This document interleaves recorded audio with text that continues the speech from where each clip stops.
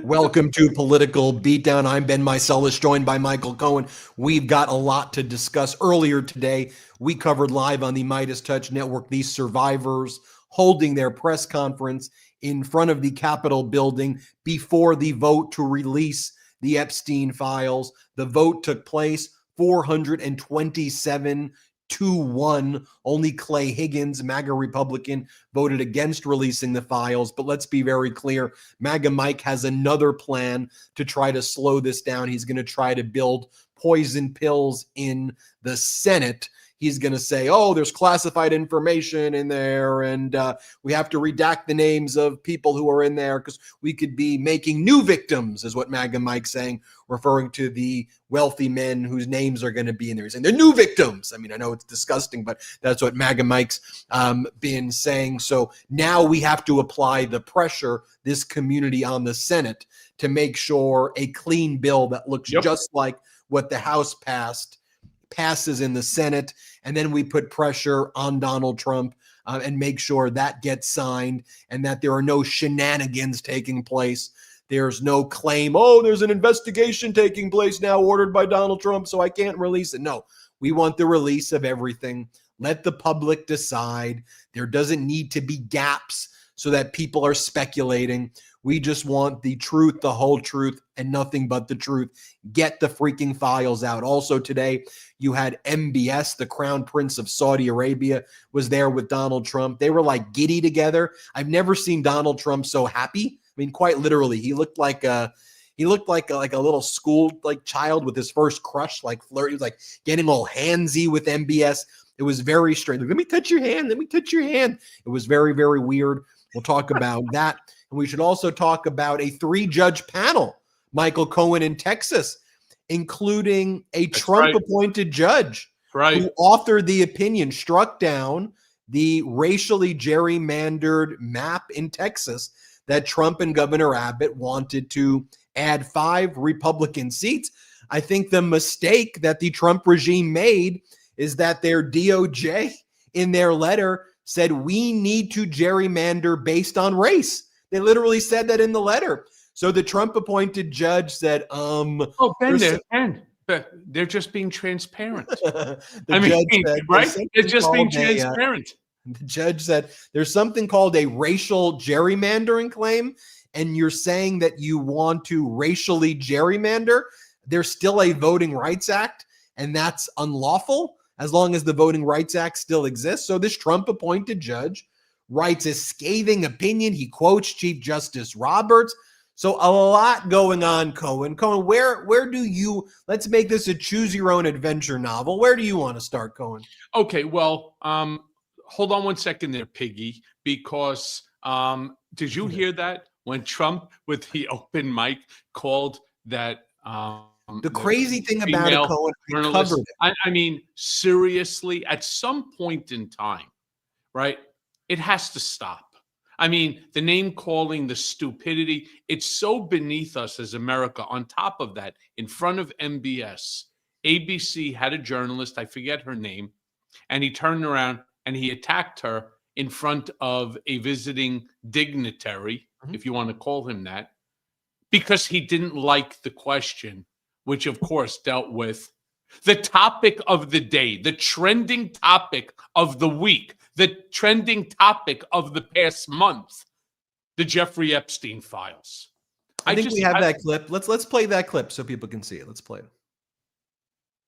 Is it appropriate, Mr. President, for your family to be doing business in Saudi Arabia while you're president? Is that a conflict of interest? And Your Royal Highness, the U.S. intelligence concluded that you orchestrated the brutal murder of a journalist. 9/11 families are furious that you are here in the Oval Office. Why should Americans trust you? And the same to you, Mr. President. No, who are you with? I'm with ABC News, sir. You're with who? ABC News, sir. Fake news. ABC fake news. One of the worst in the business. But I'll answer your question. Thank you.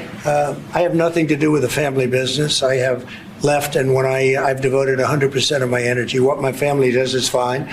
They do business all over. They've done very little with Saudi Arabia, actually. I'm sure they could do a lot. And anything they've done has been very good. That's what we've done. We've built a tremendous business for a long time. I've been very successful. I decided to leave that success behind and make America very successful. And I've made America more successful by far than it ever was, and that it ever could have been, no matter who was president. There would be nobody bringing in $21 trillion, that I can tell you right now. As far as this gentleman is concerned, he's done a phenomenal job. You're mentioning somebody that was extremely controversial.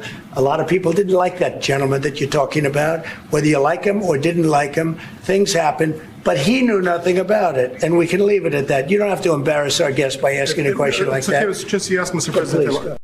You don't have to embarrass our guest by asking him. You're embarrassing the guy who killed the journalist. All right. So time out here.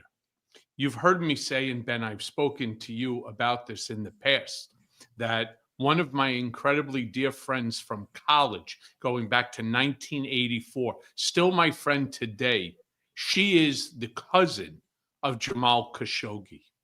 And they blame Saudi Arabia clearly for the death, the dismantling of a American citizen. I want people to remember that Jamal Khashoggi had dual citizenship. He was also American.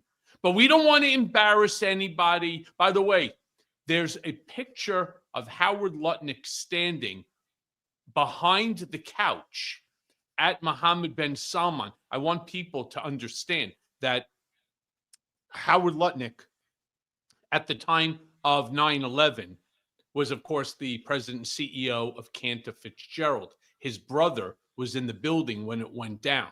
I wonder what, because I was with him the day after, and the pain that Howard felt from all of these people that he had lost, hundreds and hundreds and hundreds of employees, many of whom were longtime friends, not to mention his brother. I really wonder how you stand in a room and stare at somebody who you know was involved in that incident. I truly don't know. I don't know if we have the video on it of Howard standing there, but imagine that a journalist that you invited into the Oval Office asks a fair question. The death and the dismantling of a journalist, and then we shouldn't embarrass His Royal Highness. I got a real problem with this. And then to your point, Commerce Secretary Howard Lutnick at Cantor Fitzgerald, his entire company on 9/11, what was it, over like more than half, like 50, 60, 70% of the entire company. Well, understand that his company was divided into two sections. He had the New York branch, and fortunately for him in Cantor, they had a London branch also. And that way they had maybe 30% of the employees were there in London and 70% here in New York. So, yeah, it was a big number. And so knowing that, 19 of the 21 hijackers were Saudis, and knowing that the intel shows the involvement of the Saudi government in 9/11 with those hijackers, the fact that you're part of this regime that's bringing MBS here and you're attacking the journalist for asking the question that, frankly, you should be the one asking, and which should make you not want to be a part of this regime. I think it's such an important point, but it also just shows you the valueless nature of this regime, that there are no morals, there are no principles other than the pursuit of money for their Führer, Donald Trump. That's it. And in some ways, and I'm trying to be careful with my words, because Trump doesn't have a governing principle for the country other than enrich himself and screw over the people. It's perhaps the one saving grace, if you will, that because he's so not focused and there's no coherence in his governing, that, and he doesn't give a crap about it, that when things are breaking, he's just relying on his fraud and his Ponzi scheming. And that's not really working anymore because there is no coherent ideology other than kind of meanness and enriching himself and inflicting pain Well, on people. It's Ben. It's more than just a meanness. It's different than meanness.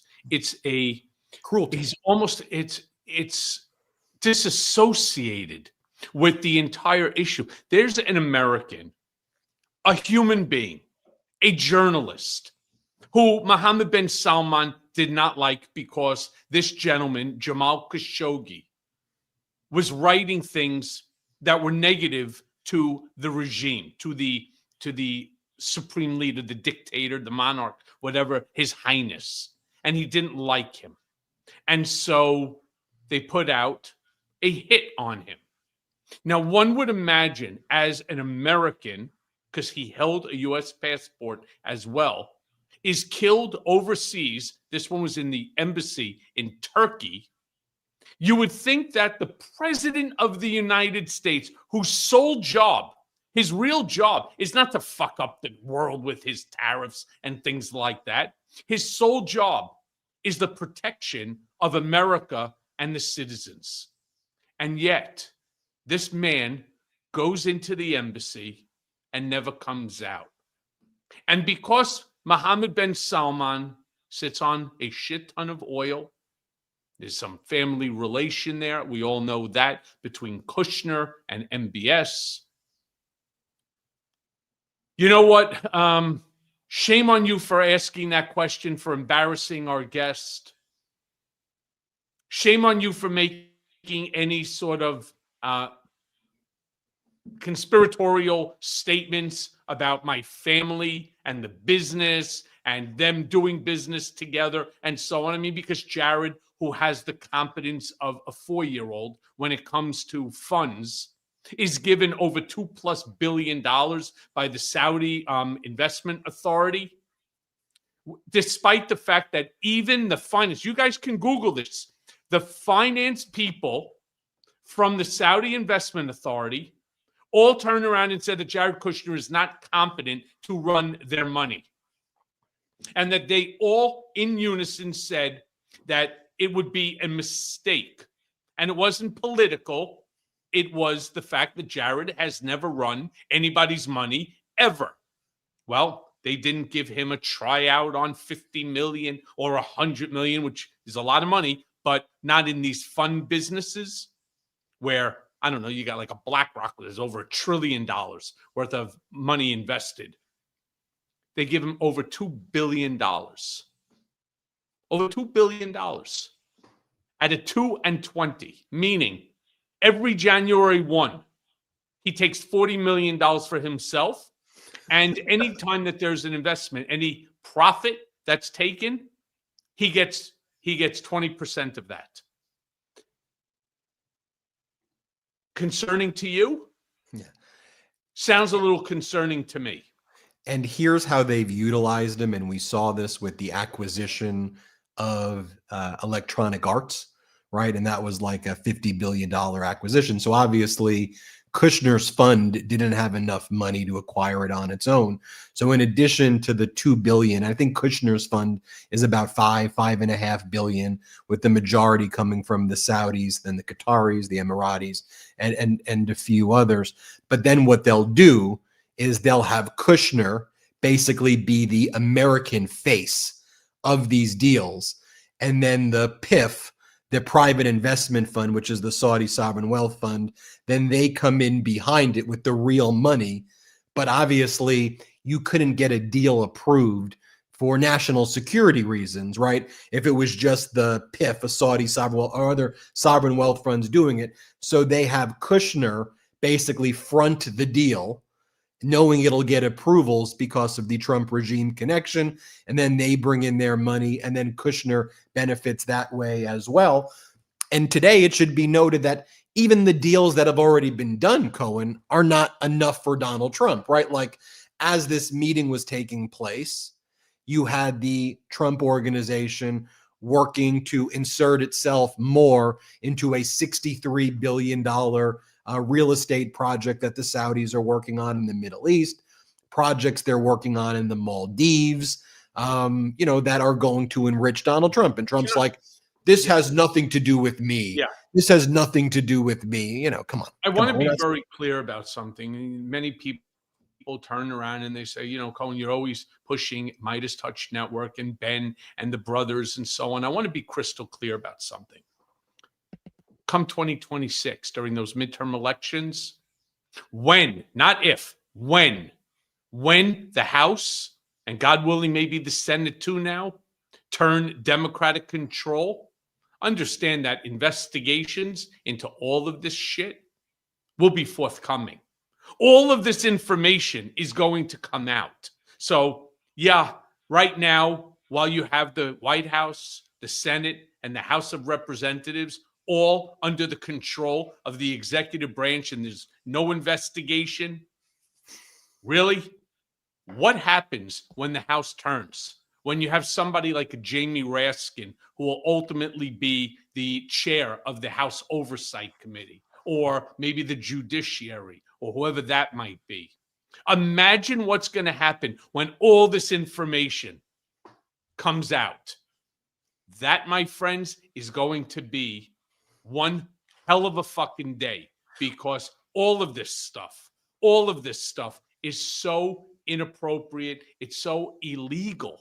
It's so unconstitutional. It's so un-American. It's why I say to each and every one of you, we must ensure. Like, I'm not a person that believes in, high probability. I believe in total probability. We need to grow the network.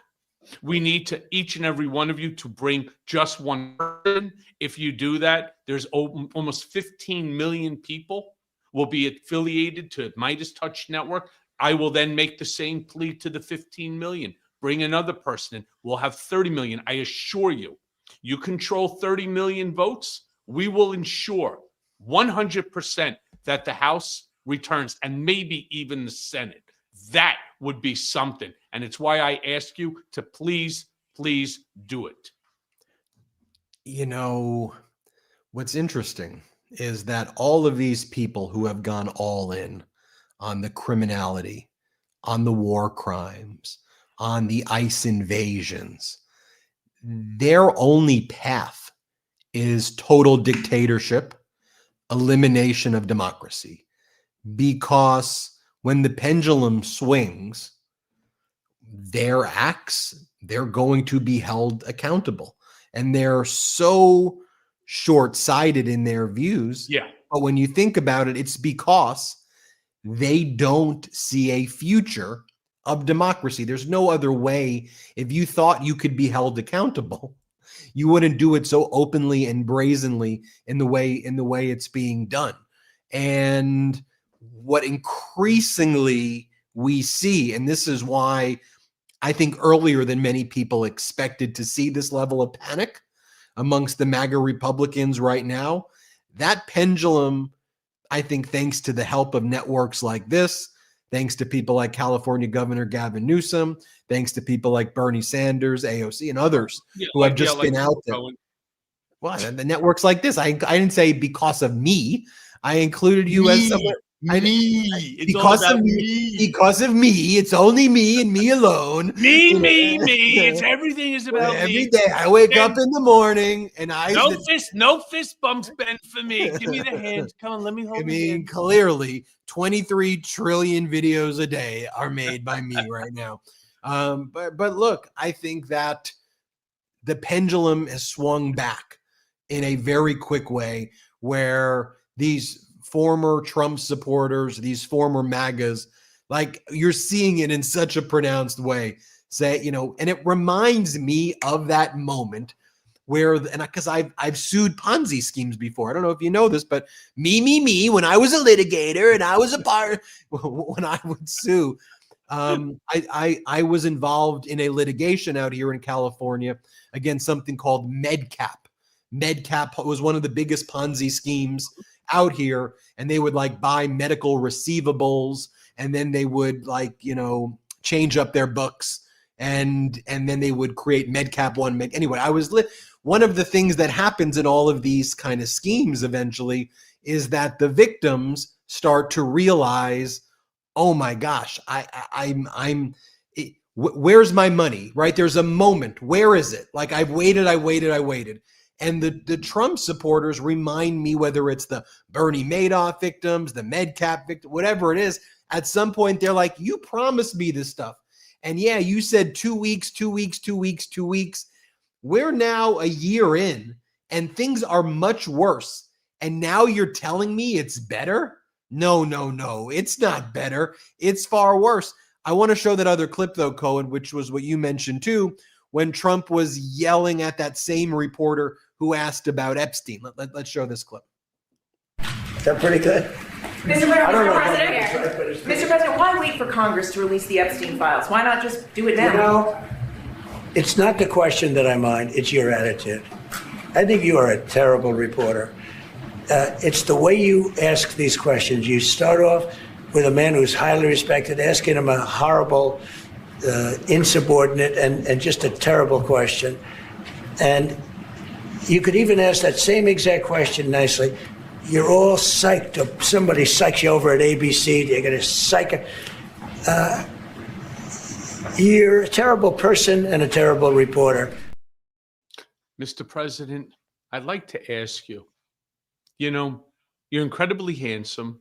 I could understand why every child might be interested in a wealthy, handsome celebrity superstar like yourself. But could you please just tell us how come you refused to release the Epstein? Would that make him happy? There's no way to ask this question. And the attack, the attack on one ABC, two, this young lady, this journalist, this reporter, it's what creates the story. It's if he would have said nothing other just answering it, and if you want to be snide in your answer, be snide in your answer. It was the preamble to the answer that's getting all of the attention. And you know what? Honestly, I'd love to see the day when a reporter turns around and says, I apologize if you think I'm insubordinate, but you've never answered a single question that any reporter, other than the handpicked ones that you have coming in with pre-prepared questions, are asking you. Like, throw it back at him. You're never coming back, right? These meetings, these open office sort of, I don't even know what you call them, pressers, whenever he brings in a dignitary. Imagine if nobody showed up. All right, let Newsmax, OAN, Fox News, let them show up. Who gives a shit, right? But if nobody else, the Times didn't show up, the Washington Post, the Wall Street Journal, Reuters, ABC, NBC, CBS, if none of them showed up, then what, right? We would all be the better off for it, because this doesn't do anything for us. I know it makes people turn around and say, oh my God, how could Trump talk? But we've been saying that now literally for almost a year, that the people that are around him, they just aren't doing what they're supposed to do. He's not doing what he's supposed to do. You bring journalists into a room, answer the question. If you don't want to answer questions, don't let any journalists into the room. Isn't that the way that you would do it, Ben? That's the way. It's interesting. I don't know if I'd want to. I've thought about it. I was asked at a Bloomberg podcast conference that I attended, that I headlined, Michael Cohen, that I me. I was headlining it all by myself. Me. I was their main act at the Bloomberg. I mean, imagine if somebody talked like I wouldn't even know how to exist like that. But one of the points that they were asking me is, would you want to be in that White House press room, or would I want to be in the Oval Office? And I said, I don't know. What do you mean? I don't know. I said, I don't know. I'm too busy making videos every day to think about it. But I'm with you. I don't even know if I'd want to be in there to be in the presence of that scent, that stench of lies over and over again.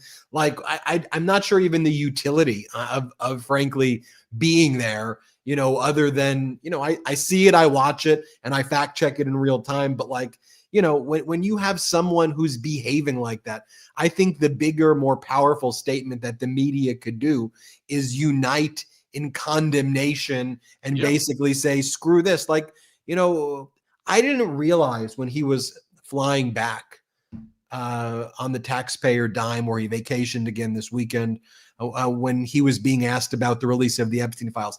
I heard him say quiet to the female Bloomberg reporter, but at first I didn't hear him say quiet piggy. And he's been known to call women piggy before. Alicia Machado, Miss Universe, he called her Miss Piggy and told her that she needed to lose weight. And he's been known to call women and girls piggy. He did, right? Rosie O'Donnell. Or piggy is his word. And so he called this female reporter piggy. And it's disgusting. Here, let me just show you what he said. Let's play it. Sir, Yeah, if Jennifer, there's nothing incriminating in the file, sir, why are you acting as a... Show it one more time. Show it one more time. Show it one more time. Sir, Yeah, if Jennifer, there's go nothing ahead, go ahead. incriminating in the file, sir, why are you acting as a... Is her name Peggy? No. He said piggy. There's nothing piggy. He called her pig. There he goes, Michael Cohen, trying to make excuses. Oh, I'm trying to defend him. Cohen's trying to defend him. I was trying to be funny. Look, I didn't. Right. Like at the end of the day, it's in all seriousness, right? It's abhorrent behavior, and it's why enough isn't discussed about moral character, right? About being a responsible adult. Yeah. And what we can talk about this policy, that policy, but right now we're not so much structured in policy discussions. Like, we're structured around democracy or fascism, decency versus that kind of hate and meanness and ugliness that we see right there. And there are these meta issues that aren't being discussed frequently in corporate news that treat things like a horse race. But we have to pull back and observe what we're watching.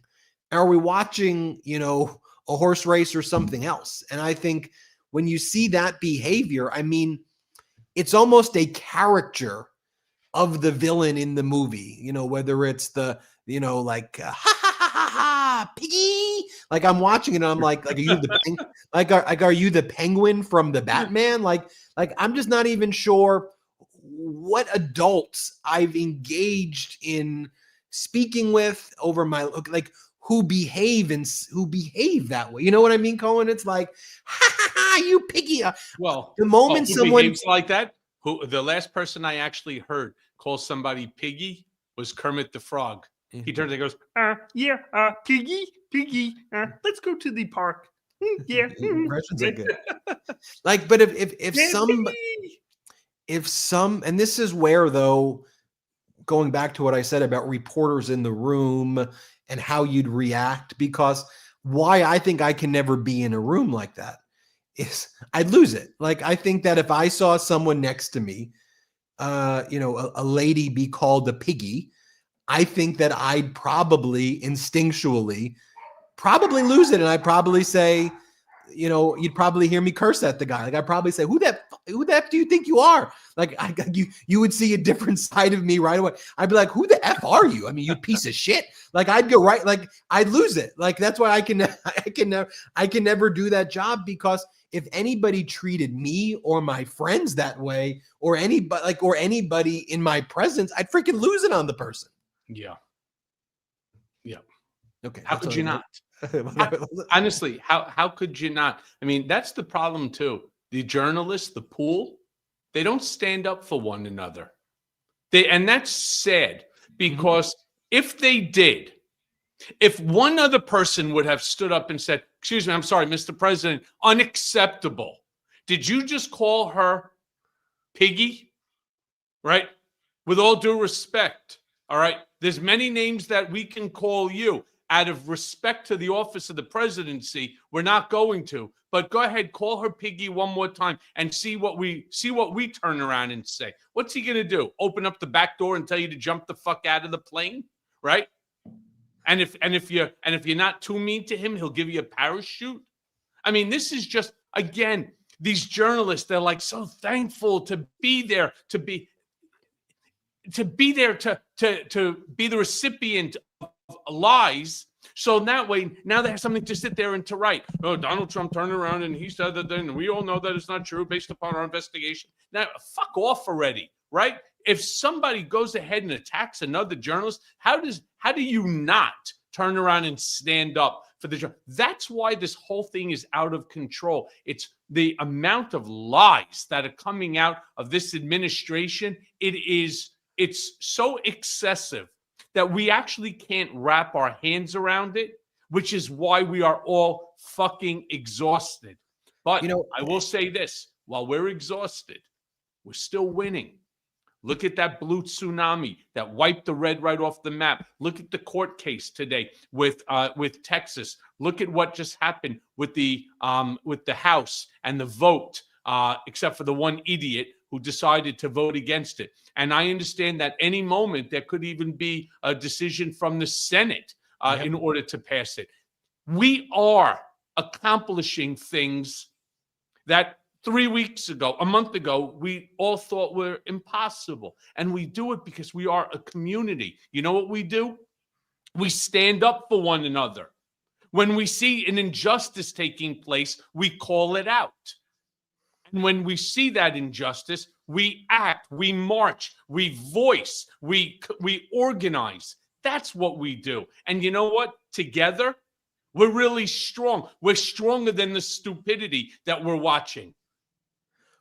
When we come back from our first break, I'm going to ask you, Cohen, about this news about a Congresswoman delegate, Stacey Plankett, who and she was getting instructions from Epstein on how to cross-examine you when you were testifying before the House of Representatives, and how to grill you and what to ask you. So I want to get your reaction to that, because your name was brought up there. And at the Senate, and during the Senate today, as they were talking about the releasing of the Epstein files, my name came up multiple times. But yes, we will get into it just as soon as we come back after this break.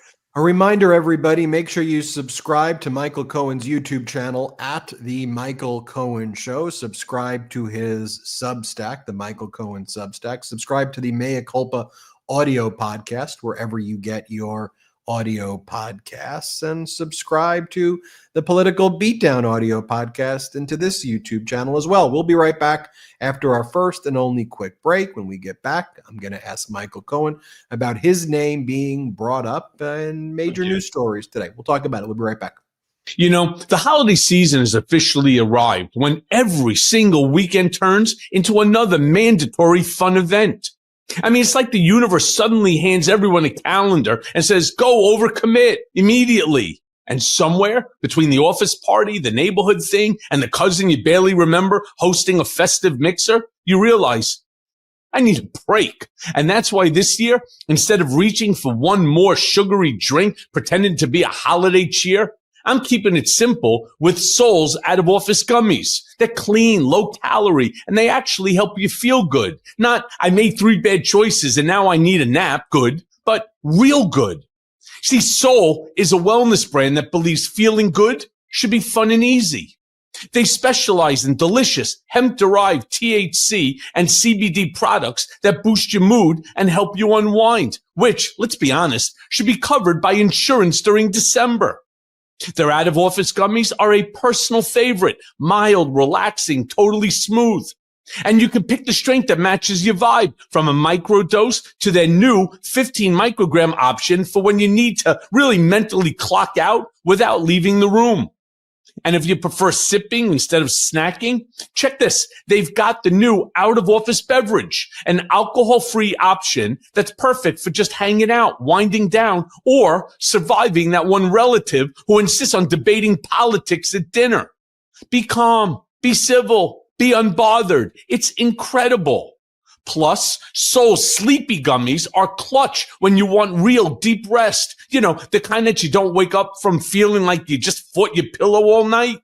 And every product is organically farmed, USA grown, vegan, gluten-free, low sugar, and federally legal. It's a rarity, something that works and won't get you in trouble. So right now, take advantage of Sol's Black Friday Cyber Monday deal. For a limited time, you get 40% off your entire order. So go to getsol.com and use the code BEAT, B-E-A-T. That's GetSol, GetSoul.com, promo code BEAT for 40% off. Don't miss that best deal of the year. Go there now. I got to tell you about my neighbor's cat. You know, the one I always talk about, Marlo. I mean, this guy is a total character. Last week, I watched him sniff around my kitchen like an inspector, judging everything. I mean, I swear, if he could talk, he'd be reviewing restaurants on Yelp. And you know what? I realized something. Marlo deserves the best. And that's where Smalls comes in. Even though I don't feed him, I know he'd go crazy for it. Because Smalls is real protein-packed, preservative-free food that cats actually love. I mean, imagine Marlo doing a taste test. 2 bowls side by side. One with mystery kibble, one with Smalls. Guaranteed, he wouldn't even glance at the kibble. Go straight for Smalls. Nose twitching, tail flicking, the full Marlo seal of approval. So know this, that Smalls started in 2017. 2 people cooking in small batches for friends' cats, and now they've served millions of meals. Fresh, healthy recipes that give cats shinier fur, more energy, fewer hairballs, and a litter box that doesn't make you question life choices. And if your cat doesn't love it, Smalls will refund you. No risk, no questions. So here's the deal. For a limited time, because you're a political beatdown listener, you're going to get 60% off your first order plus free shipping. So go right now to smalls.com/beat. That's Smalls, SMALLS.com/beat for 60% off plus free shipping. Treat your cat, or just imagine Marlo enjoying every bite. It's worth it.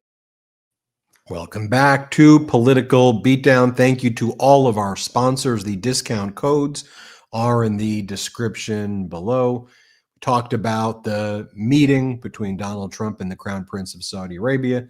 We've talked a little bit about the vote to release the Epstein files, 427-1. And it's possible the Senate's going to vote quickly. It'll be an interesting dynamic because MAGA Mike is trying to have the Senate put some poison pills in the bill and basically say certain things can't be released and highly classified information and national security. But I think MAGA Republican Senator Thune is certainly a more efficient operator than MAGA Mike. And he's not going to basically be bullied by MAGA Mike.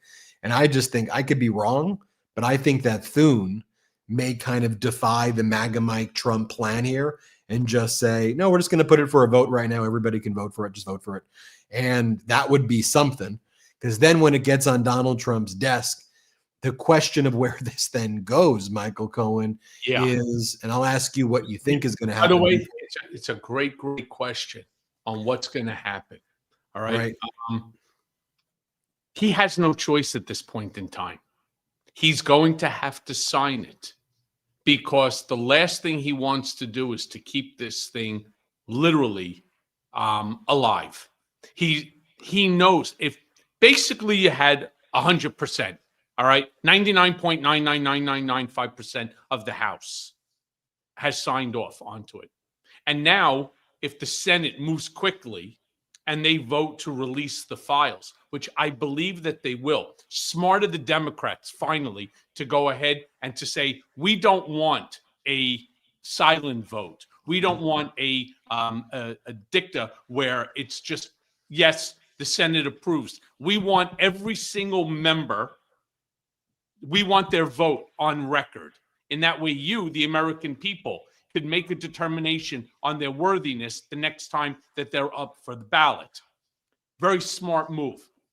If the Senate follows suit, which I suspect that they will, if they do, what's Trump going to do? Turn around and now defy the legislative branch? Is he going to turn around and do that? Is he going to claim that, oh yeah, that there are? I don't think so. I don't think so. And you know what?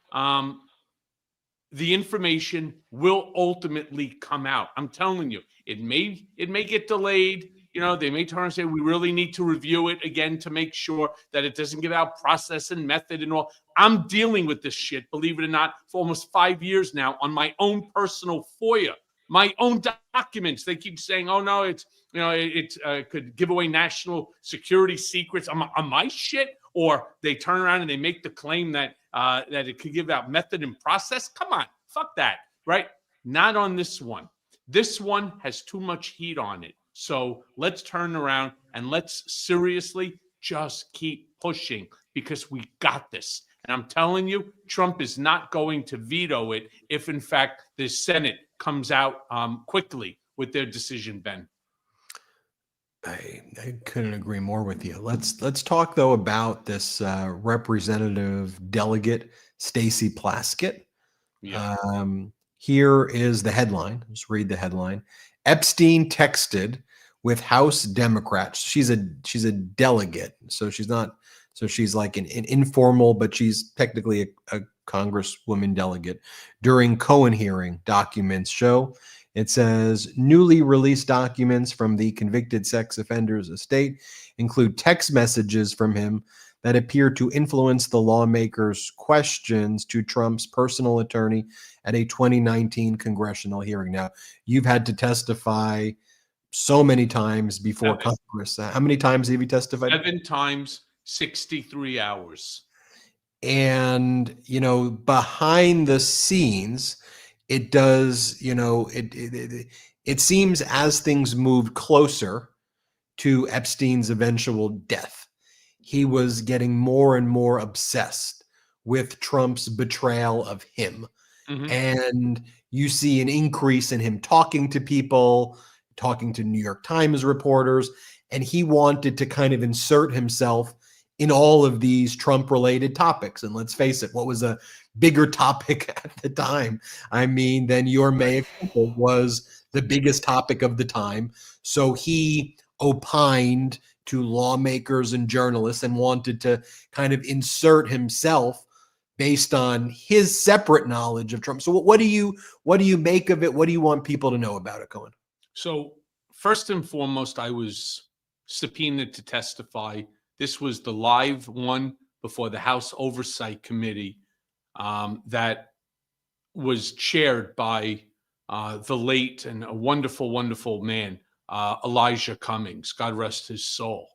And my whole life was turned upside down, inside out, backwards. My family was thrown into all of this. I had already pled guilty. I was just several weeks, 2.5 weeks away from self-surrendering to Otisville.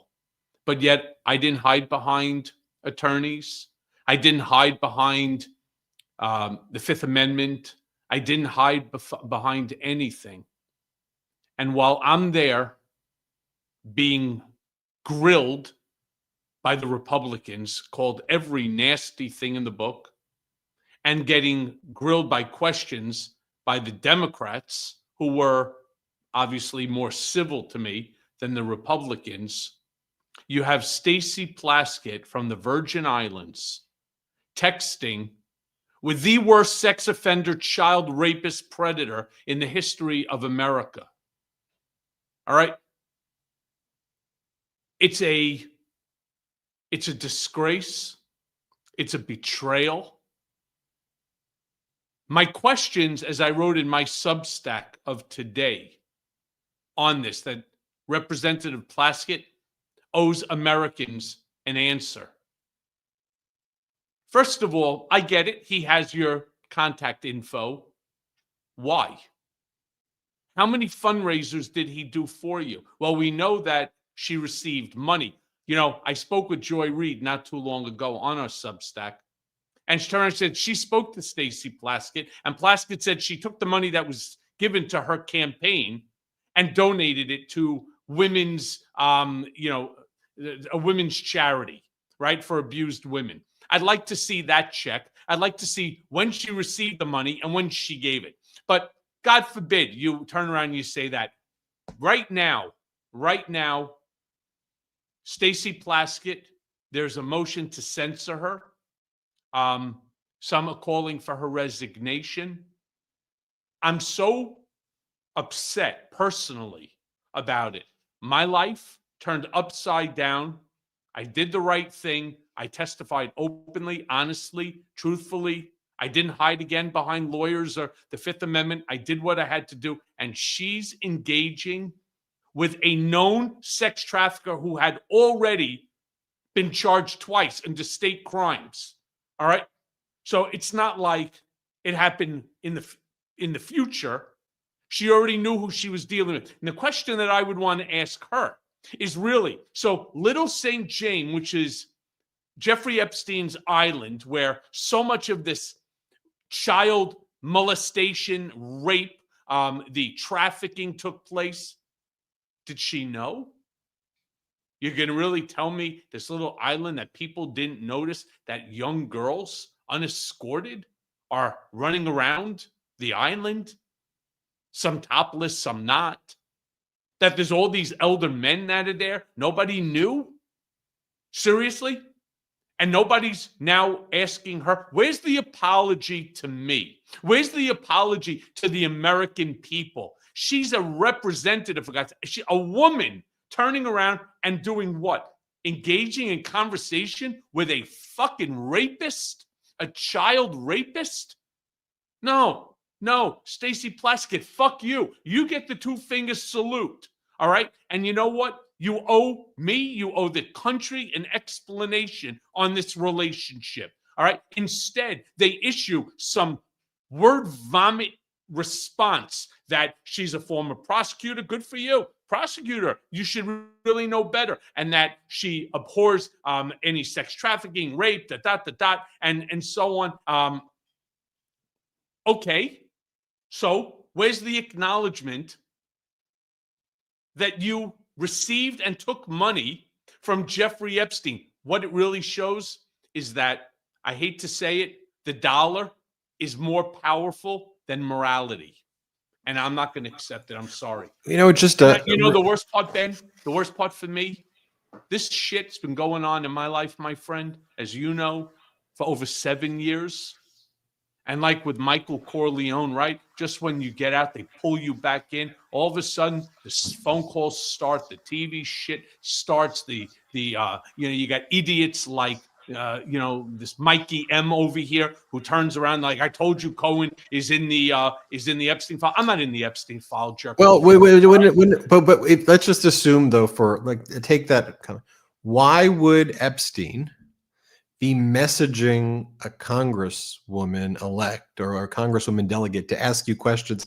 If he knew you, wouldn't you be like, the emails were released? So the point is that if wouldn't there just be the direct question to you, hey, you're going to get asked this question, or the text messages, hey, you're going to be asked this question. So if anything to the people though, if you look at that message, doesn't that show that he did not have a direct line of communication to you? Otherwise, listen, I stood up.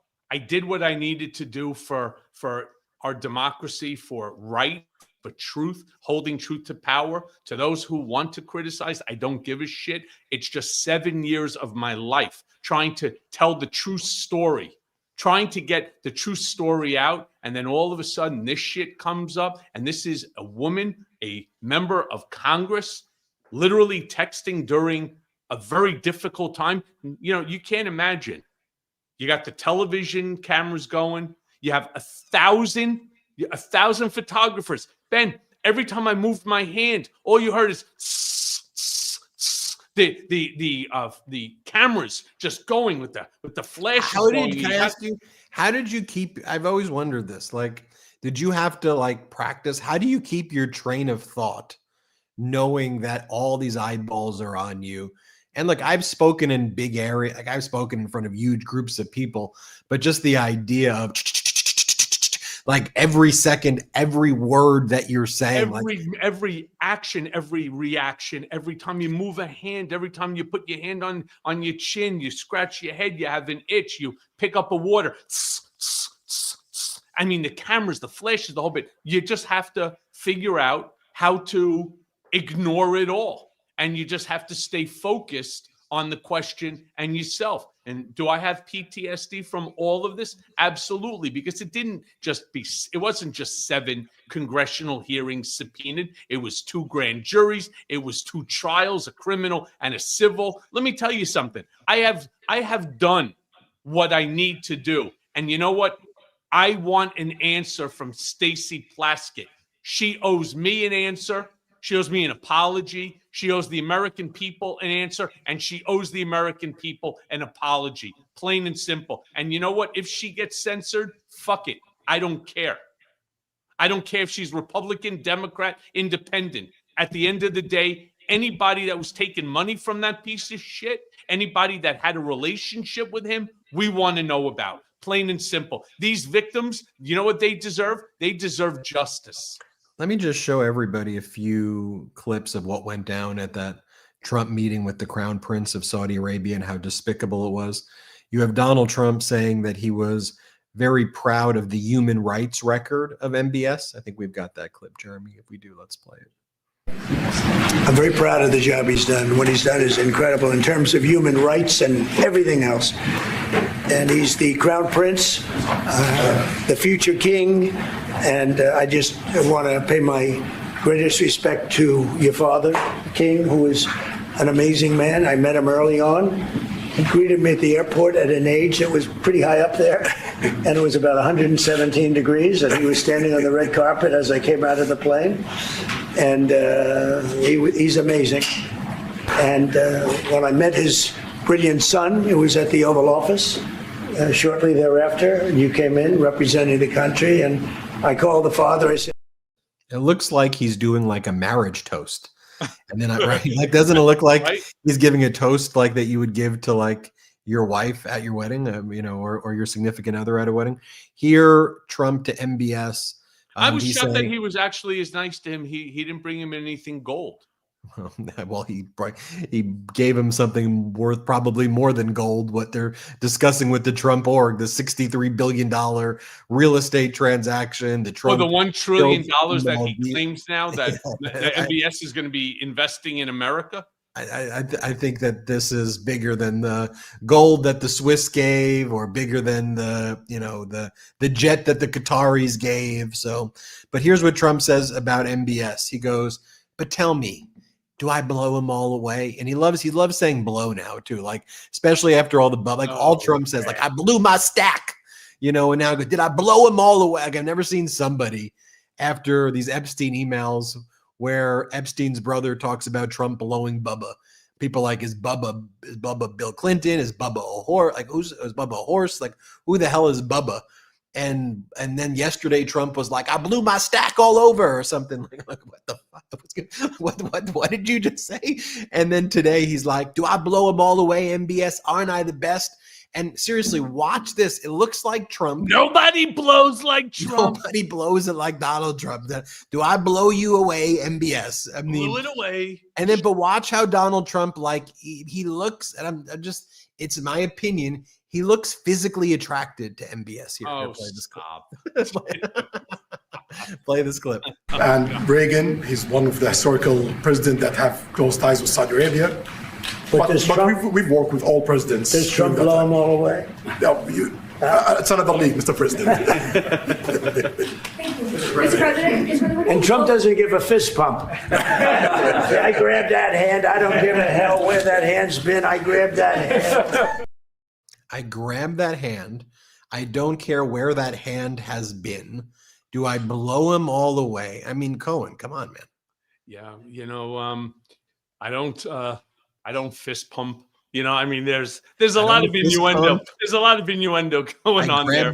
I don't think he's not. Isn't this whole thing where he says he's a germaphobe? Yes, he's the germaphobe. He doesn't like grabbing hands. He's trying to schmooze them. For what? According to Trump, he'll tell you, I'm giving them the Trump. I'm giving them the Trump business because they're going to invest $1 trillion into the United States. Can I be very clear especially to the stupid people that are trying to troll us here? The smart ones, write this down just so you know this as a fact. 2025. You see, unlike so many others, I actually do my homework. I know what I'm talking about. Do you know what the 2025 GDP for Saudi Arabia is? Saudi Arabia is the 19th wealthiest country in the world. 19, with $1.27 trillion. That's their GDP. So, Ben, without me even saying it, I would like to defer to you. What do you think I'm going to say? Are they going to give away their entire GDP in 1 year? Correct. Does that Correct. make sense to you? It doesn't make any sense to me. You can't give away almost 100% of what you take in for the entire year. This just doesn't make sense. It's nonsensical. And so when he turns around, even then he tried to pull it back and he said, okay, so it would be a minimum of 600 million, but because we're friends, you're going to invest $1 trillion into America. You can't invest 50% of your GDP. All right. It's not just stupid, right? It's insane that the math doesn't work. And that's the problem. The math doesn't work and we have to call it out. Did you notice, by the way, he actually went the wrong direction today. He said that he's taken in $21 trillion so far. I was under the impression we're at 28, even 29 trillion. I thought he was at 23.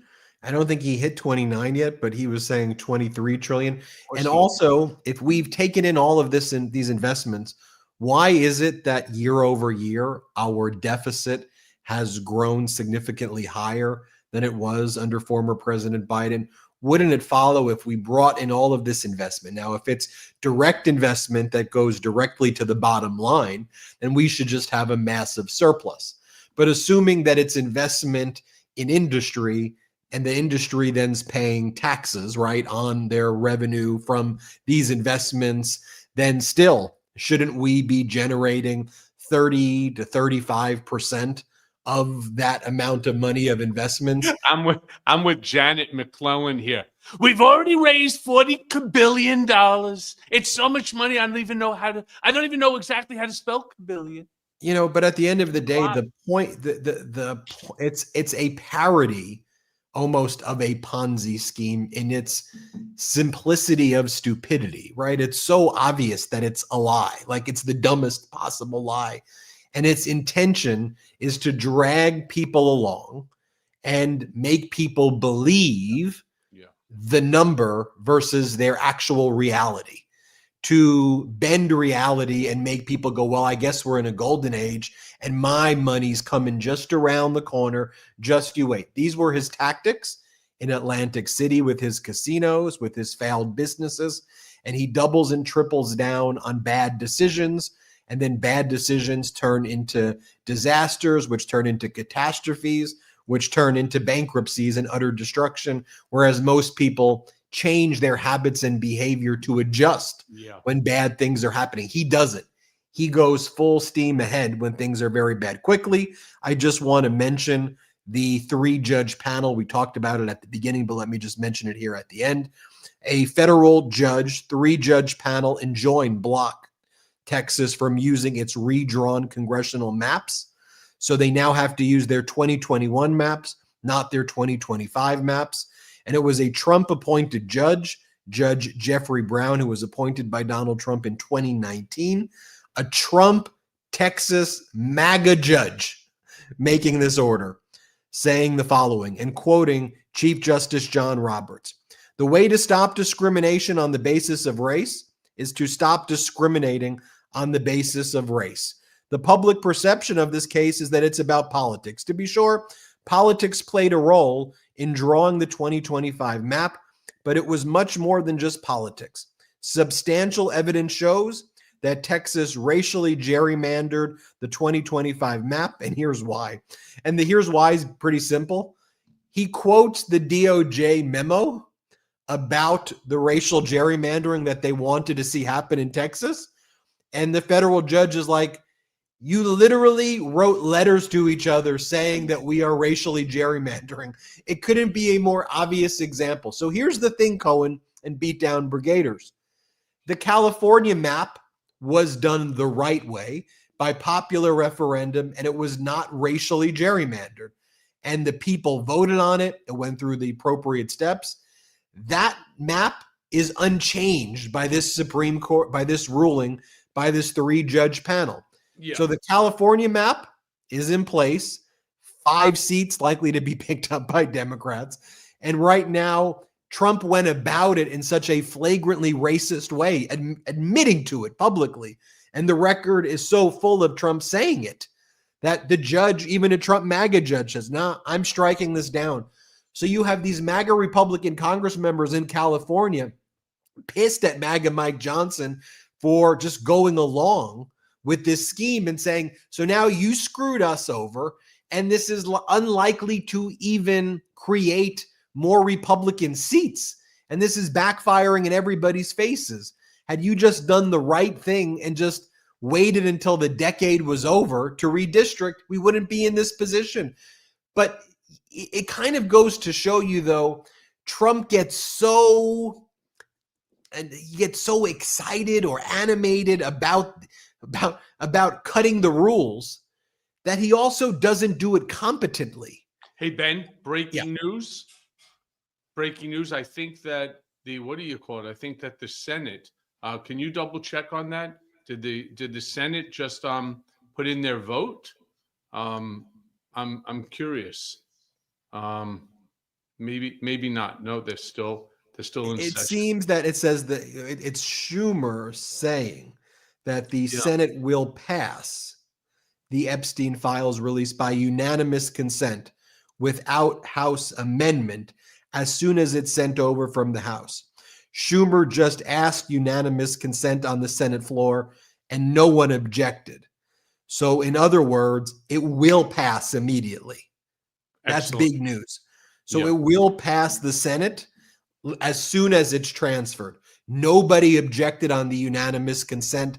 And it was a brilliant move by the Democrats here. And you got to give Schumer, I know there are a lot of Schumer haters out there. I hate Schumer. But think about this move that he did just now.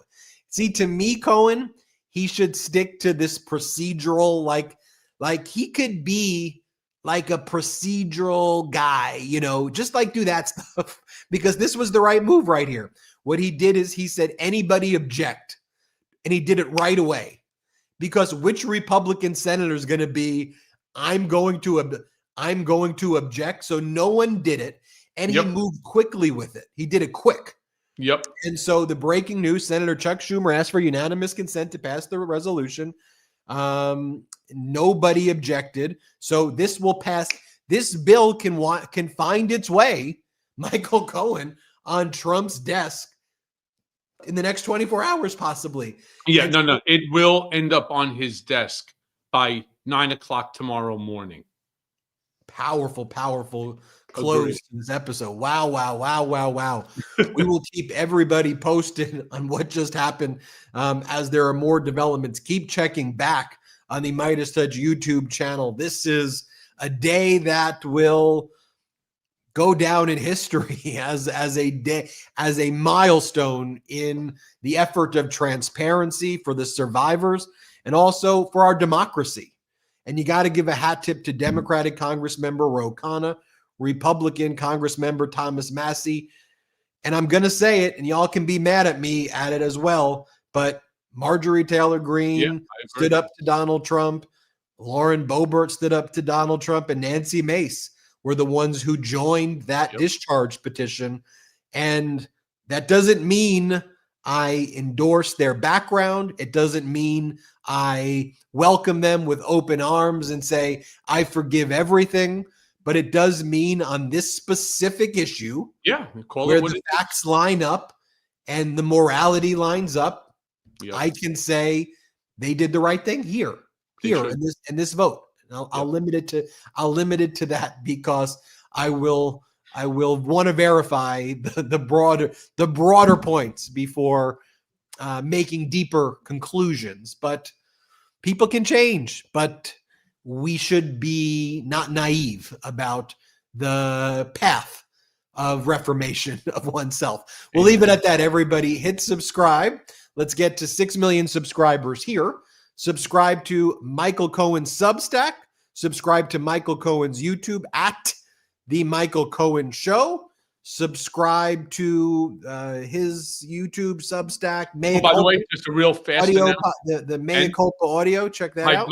My Mea Culpa that's going to come out on Friday. By the way, please make sure you subscribe and listen to it. I have Noelle Dunphy, who is the young lady that worked for Rudy Giuliani that's in litigation with him regarding inappropriate sexual acts. And there's a lot that gets revealed.